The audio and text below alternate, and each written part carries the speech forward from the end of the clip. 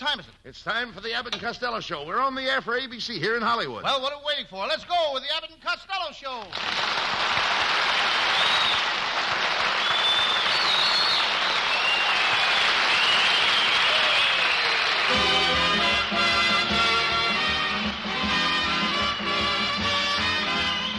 Yes, it's the Abbott and Costello Show, produced and transcribed in Hollywood for your listening and laughing pleasure.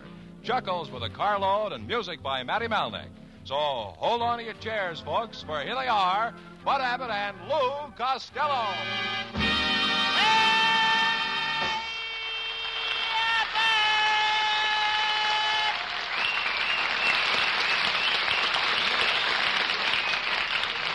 Well, it's about time you got here. Where were you?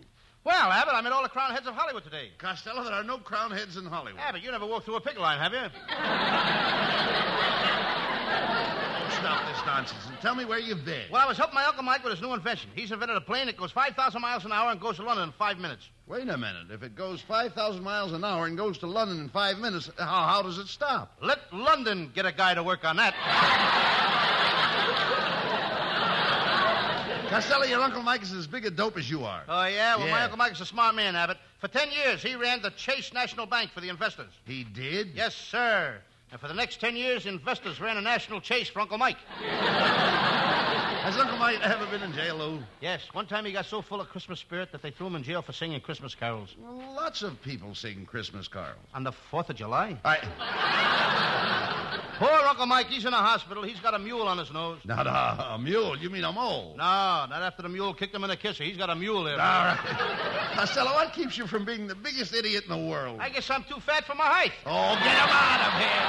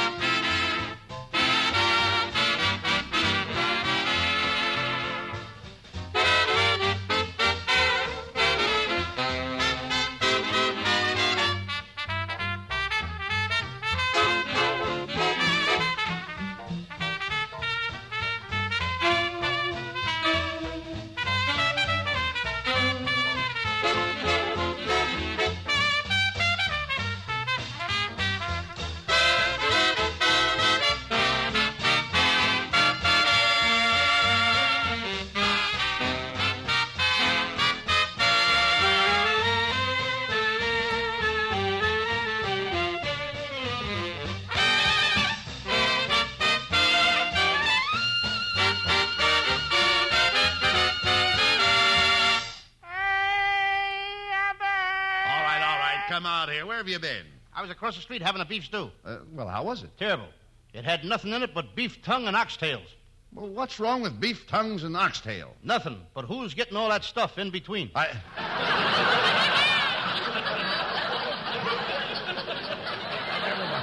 Look, hey, Lou, why don't you come over to my house for dinner? We always have a crowd. My wife's dinners are talk of the town, and they're always informal. What do you mean informal? Well, we don't dress for our dinners. No wonder they're the talk of the town.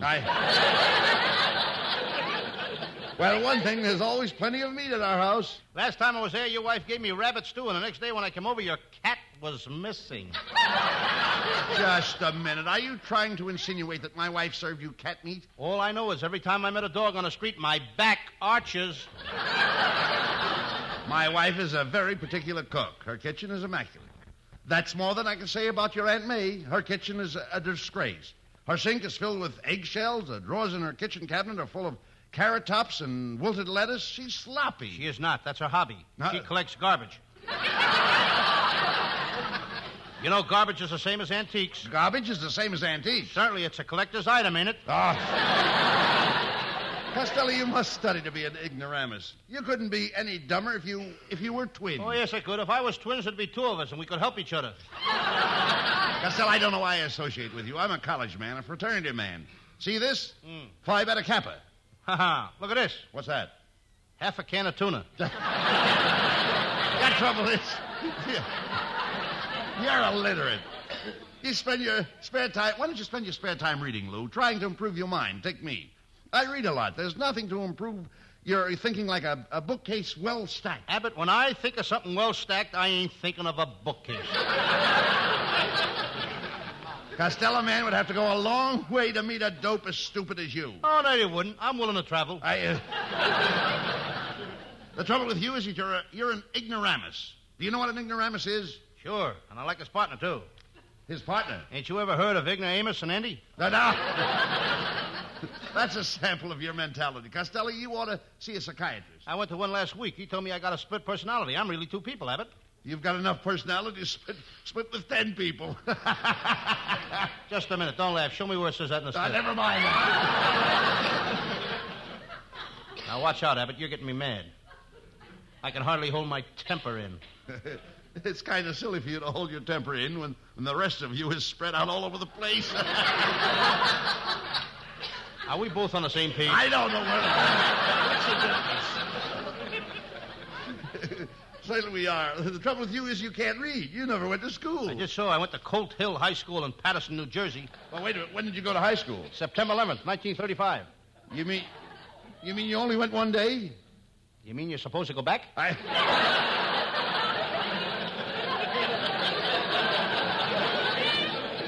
No wonder you're so stupid. I can't help it, Abbott. I led a very sad life. When I was a kid, my father used to beat me over the head with a baseball bat. My mother used to beat me over the head with a baseball bat. My brother Pat used to hit me over the head with a baseball bat. My Uncle Mike used to hit me over the head with a baseball bat.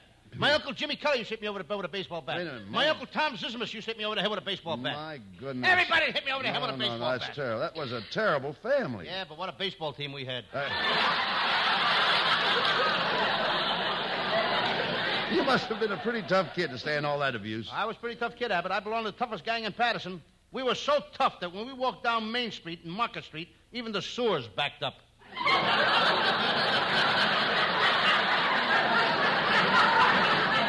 Did any of your old gang become successful, Lou? Oh, yes, they did. Did you ever hear of Joe Buzzo? Yes. He went into business. He's making money hand over fist. No, you mean hand over fist. He's in a tire business, and in that business, it's hand over fist. But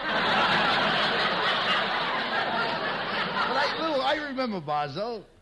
I seem to remember him. Wasn't he the kid that got lost? Wasn't he the kid that got lost in the woods? Yes, he was in the woods for 5 days, had nothing to eat but pine needles. Pine needles? Yep. Did they have any bad effect on him? Well, only when he got home. His mother made him a big dish of spaghetti in his stomach, knitted a pair of socks out of it.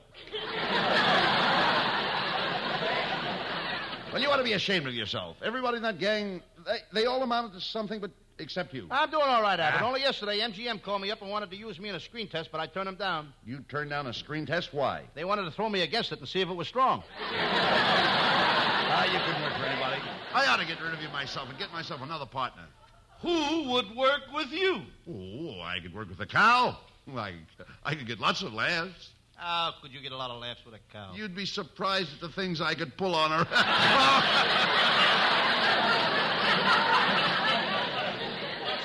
Hello, boys. Hey, look, Costello, it's our secretary, Viola Vaughn. Oh, I feel so good tonight. Just a minute, Viola. I object the way you come in here every week and hug and kiss me. I don't hug and kiss you. I know. That's what I object to. Viola, you look lovely tonight. That's a beautiful dress you have on. Do you like it? It's made of jersey. Looks a little tight around Paterson. It's supposed to be tight. It's a half and half dress. It's half cocktail and half dinner gown. Which half are you wearing? Never mind it.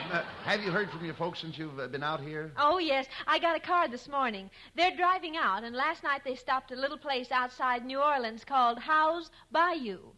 How's Bayou? Fine. How's Bayou? If this keeps up, I'm going to turn my ice machine business. What'd you say? If this keeps up, I'm going to turn my ice machine business over to my brother Pat. Well, pay no attention to Viola. He's just jealous. I am not. Well, Mr. Abbott is right, Costello. I can see right through you. Well, it was a little warm today to wear a slip.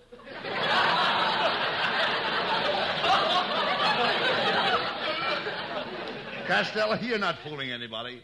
Viola's getting wise to you. Last week was her birthday, and you didn't even buy her a present. Well, I didn't really expect any, Bud. I think Costello's the type that gets cheap around Christmas time. Just a minute, Viola. That's a nasty thing to say. Hey. Costello gets cheap around Christmas time? Thanks, Abbott. Costello's just as cheap all the rest of the year.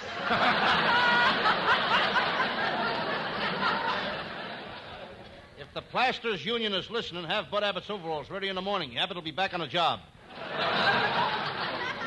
Cut it out, Costello. You're just jealous because Viola and I are more popular than you are. You're popular? Certainly. Haven't you noticed every week when I come to the broadcast, there's a mob outside that grabs me and asks me for my autograph? Sure, but Abbott, I'm asking you. Do you think it's worth it? What do you mean, is it worth it? Dressing up every Thursday like Dinah Shore. You see, Viola? He is jealous of our popularity. Go ahead, Viola. Tell him how popular you are. Well, I don't like to brag, Costello, but I was over at RKO yesterday and walked on a set, and Cary Grant kissed me 3 times. So what? I was over at MGM yesterday. I bent over to tie my shoe, and Lassie licked my face.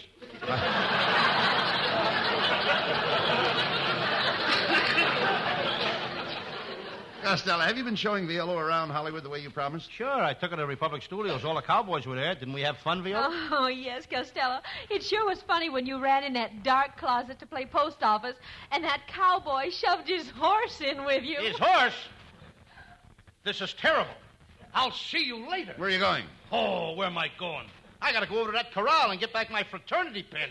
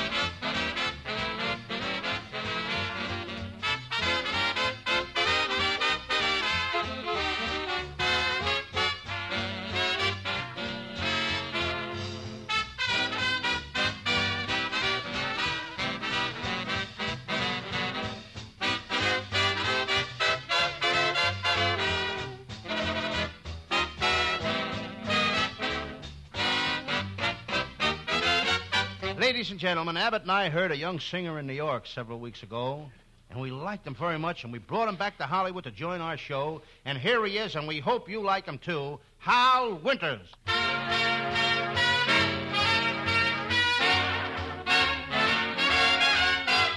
I'd love to get you on a slow boat to China, all to myself alone. Get you and keep you in my arms evermore. Leave all your lovers a-weeping on the faraway shore. Out on the briny with the moon big and shiny, melting your heart of stone. I'd love to get you on a slow boat to China, all to myself alone. There is no verse to this song, 'cause I don't want to wait a moment too long to say that I'd love to get you on a slow boat to China, all to myself alone. I'd love to get you on a slow boat to China, all to myself alone.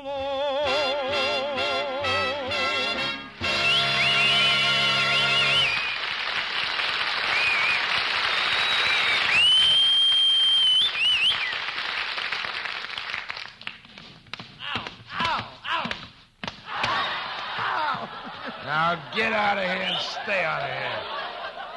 What's the matter, Abbott? Who hit you? The sound man.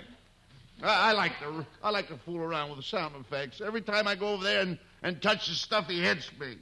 Is that so? Yeah. Huh. You can't do that to my partner. Come on. We're going over there and we'll tell him. Now, there's the sound effects department, Abbott. Go ahead. Come on. Fool around with anything you like. Thanks, Pat. Blow the whistles. Do anything. Oh, boy, this is fun. Make a train. Yeah. So, you're fooling around with my stuff again, eh? Ow! Ow! Costello, what the fuck are you doing to me? Ain't you going to say something? I certainly am. What? Abbott, if you don't stop fooling with this guy's stuff, he's going to knock your brains out.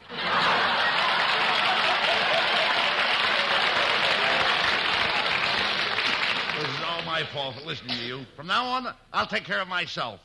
I can stand up for my rights. Why don't you stand up for your rights with that guy? How could I?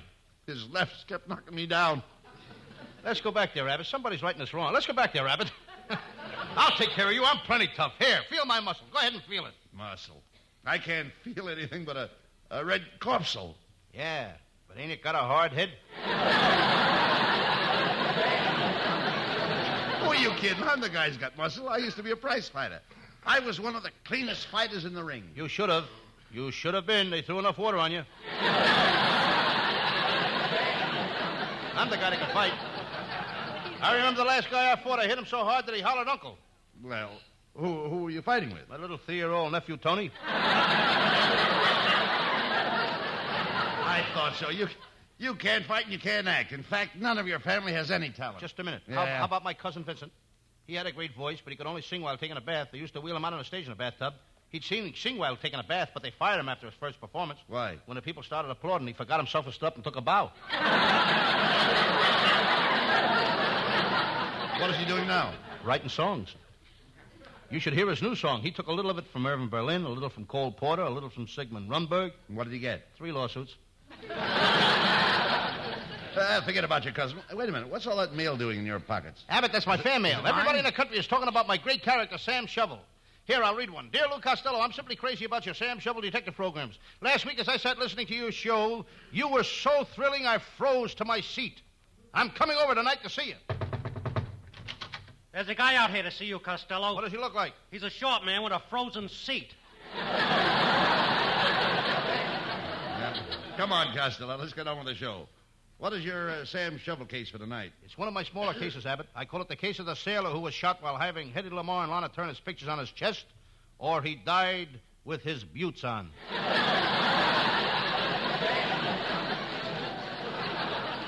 Sounds interesting. Let's do it. Okay. And now the makers of Crummies, the breakfast food that dares to be different, presents The Adventures of Sam Shovel, Private Detective. But first, a word about our product, Crummies. Crummies is the only breakfast food that comes ready to serve. We put in the sugar, strawberries, milk, and cream right into the package. Look for it on your grocer's shelf in the large, soggy box. And Crummies is fine for the youngsters. You can safely feed Crummies to a 2-year-old. Some of the well-known 2-year-olds that eat Crummies are Citation, Entrust, and Bazooka. Crummies is the only breakfast food that is shot from cannon. So remember, when opening the package, stand back.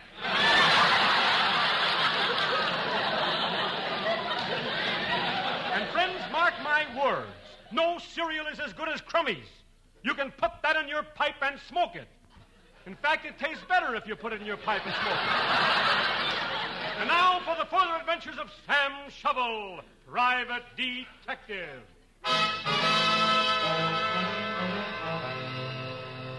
Yes, I'm Sam Shovel. Sam Shovel, Private Detective. I don't feel so good today. Last night, my fraternity invited me to a football dinner. That's the last time I'll eat football for dinner. I'm kind of tired, too. I traveled all night. I rode the chief in from Albuquerque. Next time, I'm going to take a train. Riding piggyback on an Indian is murder. I was down there trying to get a conviction on one of my cases, Maxie the murderer. But he had a clever lawyer. I charged him with murder, but the jury whitewashed him. I charged him with larceny, but the jury whitewashed him. Then I took him to a Turkish bath. I had to get all that whitewash off him. My correspondence was piled up away. A lot while I was away. I see a carbon copy of the letter I sent to Sears and Roebuck for a pair of handcuffs. It reads, send handcuffs. If good, we'll send check. Then I pick up their answer. It reads, send check. If good, we'll send handcuffs. That reminds me I may get called on another case. I think I'll clean my Remington before I put it back in my pocket. Someday I'm going to buy a gun. I get tired carrying a typewriter in my pocket. Suddenly I look up. There on the wall of my office is an oil painting. Bought it last year. It's pretty. But it's a lot of trouble. Every day I got to oil it. I glance across the court. The beautiful stenographer in the insurance office is just coming to work. She's punching the time clock. The clock punched her back. I pick up my morning paper. On the front page is a picture of John L. Lewis. John L. Lewis on the front page. I study his face. I'm trying to figure which eyebrow has the Tony. Looks like another slow day for the detective business. As I sit here in my little office, I'm unhappy. I'm down in the dumps. Whenever I'm in this office, I feel down in the dumps. That's not strange. My office is located at the dumps. Across from my office is a stationery store. There's no sign on it, but I'm sure it's a stationery store.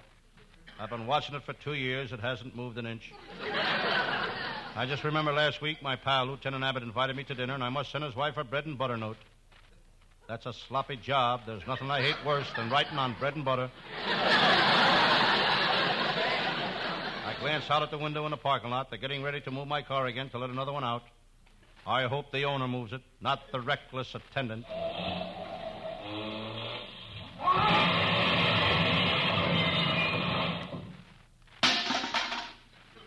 Thank goodness the owner moved it. I noticed my pal, Lieutenant Abbott, in the homicide squad coming this way. He's a regular bloodhound. When he's after a crook, he can smell a trail. In fact, he smells any place. One thing about Lieutenant Abbott, he speaks straight from the shoulder. He's got to. That's where his mouth is. Just then, Lieutenant Abbott walks into the office. Hello, Sam Shovel. Sam, I just had the most sensational lunch. What a meal. I ordered pork chops, bacon, fried ham, pig's knuckles. When Lieutenant Abbott eats, he goes hog wild. Well, a cop has got to keep his strength up, Sam. I never know when I'll get in a fight. Lieutenant Abbott is right. One thing I'll say for him, he never ran away from a fight. He always takes a taxi. Sam, I'm happy today. I'm feeling pretty chipper. I'm really chipper. Lieutenant Abbott is not lying. Nobody is chipper than he is. He's the chippest man I ever met. He lives at the Fiddle Hotel. It's a violin. The rooms are $1 a night and up. If you get a room for $1, you're up all night. Sam, I thought I heard something moving. The sound came from that bureau. We crossed the office to the bureau and started opening the drawers. There's nobody here. You won't find me here. It's my Bureau of Missing Persons. Speaking of missing persons, Sam, what happened to that crooked musician you were trailing? Lieutenant Abbott was referring to Matty Banjo Head Malnick, the leader of one of the crookedest bands in this country. Sam, how can you say that? Matty's boys are all artists. They must be artists. I know they're not musicians. Lieutenant, when Matty Banjo Head Malnick heard I was after him, he took it on the lam. That was 3 weeks ago.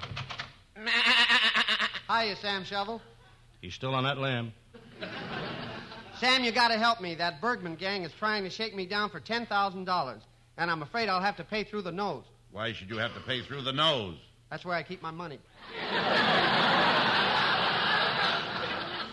What a clever crook that Malnick is. When he needs money, he don't have to blow a safe. He just blows his nose. Just look at it. I'd like to have his nose full of Canadian nickels. Malnick, you'll have to get out of here. Sam and I are talking business. I'll go, but first I want to give Sam this batch of cookies I baked for him. Here, Sam, they're your favorite kind, policeman cookies. Policeman cookies? Sure, ain't you never heard of cop cakes? So long, copper. Everybody's got good writers but me. I'm going to have to start paying next week. That Malnick is a very clever boy. He ought to go over to the Eagle Laundry and put his head in with the flat work. Well, never mind him, Sam. Hey, look who's coming across the street. It's Two-Gun Gertie. Two-Gun Gertie, the gorgeous gun moll. Once I asked her to marry me, but she refused. She's too class conscious. Gertie is class conscious? I ain't got no class, and she's conscious of it. Just as I finished making this clever remark, the door burst open, and Gertie entered my office. Sam Shovel, my darling. Oh, Sam, you gotta help me. What's up, Gert? The cops are after me. They think I'm hiding something. They think I've got it on me. You may have it on you, but you sure ain't hiding anything.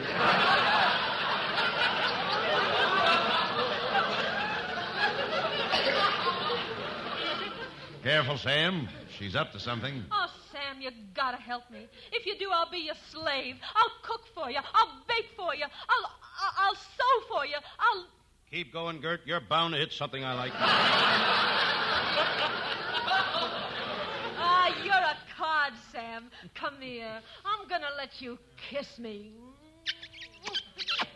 Sam Shovel, where are your manners? Where are your manners? How dare you kiss this gun moll right before me? Wait your turn, Lieutenant. I'll kiss you next. Sam, why don't we start going steady again? We could be so happy. Look out the window, Sam. See those two lovebirds in that tree? Yes. Why can't we be like them and do what they're doing? Okay, but I don't think the branches will hold us.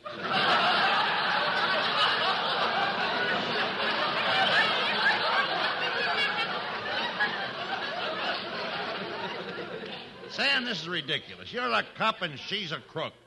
She's not for you. Keep out of this, Flatfoot. I'll prove to Sam that I'm the girl for him.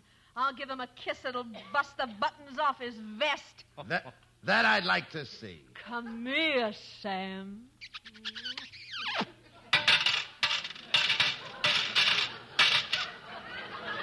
Sam.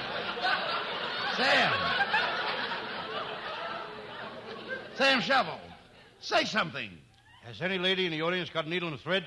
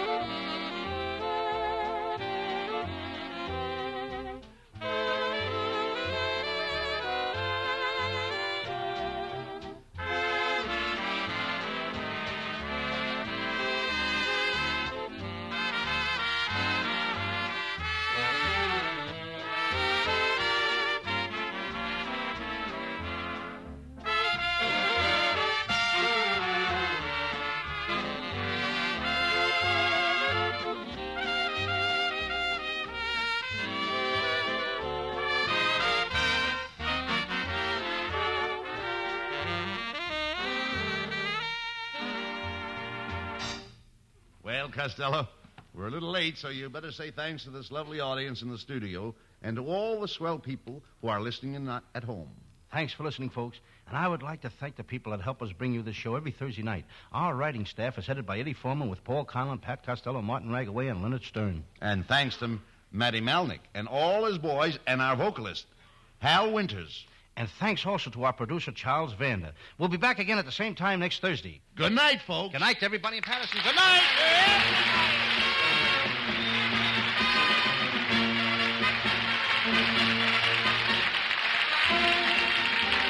Listen each Thursday night at this time for another great Abbott and Costello show, produced and transcribed in Hollywood.